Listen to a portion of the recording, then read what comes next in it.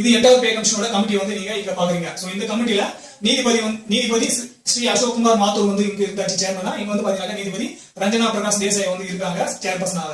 So இங்க member வந்து பாத்தீங்கன்னா ஸ்ரீ விவேக் ரே இருந்தாச்சு. அதே போல டாக்டர் ராத்தின் ராய் இருந்தாச்சு. இங்க வந்து மெம்பர் பார்ட் டைம் மெம்பரா வந்து இங்க ப்ரொஃபசர் பாலு கோஷ் வந்து இருக்காங்க. அதே போல இங்க செக்ரட்டரி வந்து பங்கஜ் ஜெயின் இருக்காங்க. சோ இங்க செக்ரட்டரி வந்து மீனா அகர்வால் வந்து இருந்தாங்க. இங்க 4 பேர் வந்து குழுவா வந்து இருக்காங்க. இங்க 3 பேர் கொண்ட குழுவா தான் இருக்காங்க. சோ இந்த குழு மூலமா இதுக்கப்புறம் யாரெல்லாம் வந்து இதுல ஆட் ஆகுறாங்க, இந்த குழுல வந்து எப்படி வந்து ரெக்கமெண்ட், இந்த கமிட்டி வந்து எப்படி பே கமிஷன் வந்து ரெக்கமெண்ட் பண்றாங்க அப்படின்னு சொல்லிட்டு பார்க்கலாம்.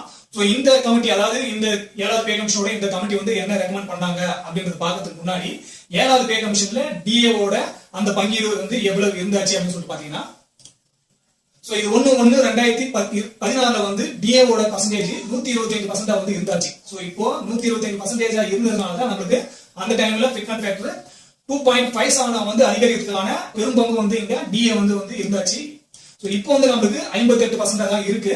1/1/2026ல நமக்கு அதிகப்படியா 3% இல்ல 4% அதிகமாச்சுனாக்கா ஒரு 61ல இருந்து 62% தான் இருக்கும். சோ நம்ம இது வந்து ரவுண்டாவே ஒரு 60% எடுத்தாலும் இந்த 125%ல அது வந்து பாதி அளவுக்கு தான் வந்து நமக்கு இப்ப டிஏ இருக்கிறதுனால நமக்கு அதிகப்படியா வந்து ஃபிட்மென்ட் ஃபேக்டர் 1.94 வரைக்கும் இருக்கிறதுக்காக நம்ம வந்து ஏற்கனவே வந்து கால்குலேஷன் பண்ணி வந்து சொல்லியிருக்கோம்.